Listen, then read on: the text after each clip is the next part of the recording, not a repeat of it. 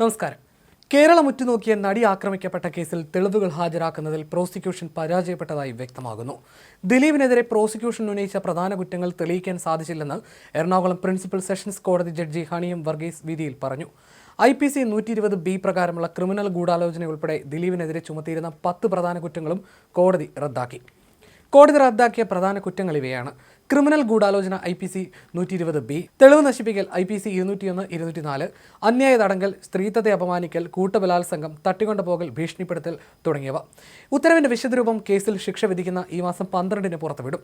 ദിലീപിനെ വിട്ടയച്ചെങ്കിലും കുറ്റകൃത്യത്തിൽ നേരിട്ട് പങ്കെടുത്ത 1 മുതൽ 6 വരെ പ്രതികളെ കോടതി കുറ്റക്കാരായി കണ്ടെത്തി. ഇവരുടെ ജാമ്യം റദ്ദാക്കി തൃശൂർ വിയൂർ ജയിലിലേക്ക് മാറ്റി. പൾസർ സുനി ഉൾപ്പെടെയുള്ള പ്രതികൾക്കെതിരെ ചുമത്തിയ കൂട്ടബലാത്സംഗം, തട്ടിക്കൊണ്ടുപോകൽ, IT നിയമപ്രകാരമുള്ള കുറ്റങ്ങൾ എന്നിവ കോടതി ശരിവെച്ചു. 7-ാം പ്രതി ചാർലി തോമസിനെതിരെ പ്രതിയെ ഒളിപ്പിച്ചു എന്ന കുറ്റം ചുമത്തിയിരുന്നു. 9-ാം പ്രതി സനിൽകുമാറിനെതിരെ ക്രിമിനൽ ഗൂഢാലോചന, പ്രേരണാക്കുറ്റം എന്നിവ ചുമത്തി. ഇയാൾ മറ്റൊരു പോക്സോ കേസിൽ പ്രതിയായതിനെ തുടർന്ന് ജാമ്യം റദ്ദായി ജയിലിലായിരുന്നു. ഇന്ന് ജയിലിൽ നിന്നാണ് കോടതിയിൽ ഹാജരാക്കിയത്. 15-ാം പ്രതി ശരത്തിനെതിരെ തെളിവ് നശിപ്പിക്കൽ കുറ്റം ചുമത്തിയിരുന്നു.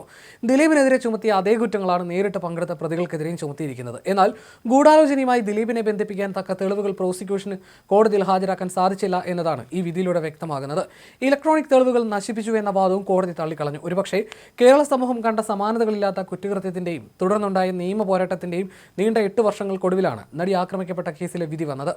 1 മുതൽ 6 വരെയുള്ള പ്രതികൾ കുറ്റക്കാരെന്ന് കണ്ടെത്തിയ കോടതി ബാക്കിയുള്ള പ്രതികളെ വെറുതെ വിടുകയും ചെയ്തു. മാധ്യമങ്ങളിലൂടെയും മറ്റും കേരള ജനതയ്ക്ക് മുന്നിൽ ഇത്രയേറെ ചർച്ച ചെയ്യപ്പെട്ട ഒരു കേസിൽ വിധി വരുമ്പോഴും പ്രതികൾ ശിക്ഷിക്കപ്പെടുമ്പോഴും ബാക്കിയാകുന്നത് നിരവധി ചോദ്യങ്ങളുമാണ്.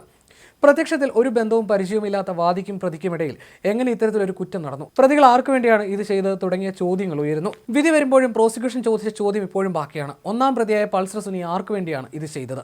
1 മുതൽ 6 വരെയുള്ള പ്രതികളും ക്രിമിനൽ പശ്ചാത്തലമുള്ളവരാണ്. ഇവർ എന്തിനാണ് നടിയെ ആക്രമിച്ചത്? ഇവർക്ക് നടിയുമായി എന്താണ് ബന്ധം? നടിയെ മാത്രം എന്തിനു ലക്ഷ്യം വെച്ചു? ആർക്കു വേണ്ടിയാണ് ഇവർ പ്രവർത്തിച്ചത്?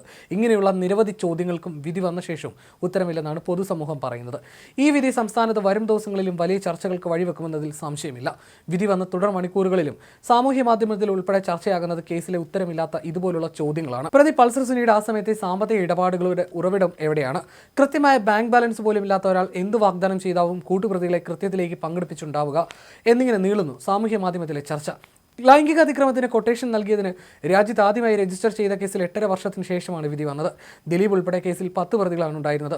പൾസർ സുനി 1-ാം പ്രതി, Martin Antony, B Manikandan, VP Vijeesh, H Saleem, Pradeep, Charlie Thomas എന്നിവരാണ് 2 മുതൽ 7 വരെയുള്ള പ്രതികൾ. നടൻ ദിലീപ് 8-ാം പ്രതിയും സനിൽകുമാർ 9-ാം പ്രതിയുമായിരുന്നു. 7-ാം പ്രതി ചാർലി, ദിലീപ്, സുഹൃത്ത് ശരത്ത് ഉൾപ്പെടെയുള്ള പ്രതികളെ വെറുതെ വിട്ടു. ദിലീപിനെതിരെ ഗൂഢാലോചനയ്ക്ക് തെളിവ് നശിപ്പിക്കലും തെളിവില്ലെന്ന് കോടതി കണ്ടെത്തി. 2017 ഫെബ്രുവരി 17-ന് അങ്കമാലിക്കും കളമശ്ശേരിക്കും ഇടയിലാണ് ഓടിക്കൊണ്ടിരുന്ന കാറിൽ വെച്ച് നടി ആക്രമിക്കപ്പെട്ടത്.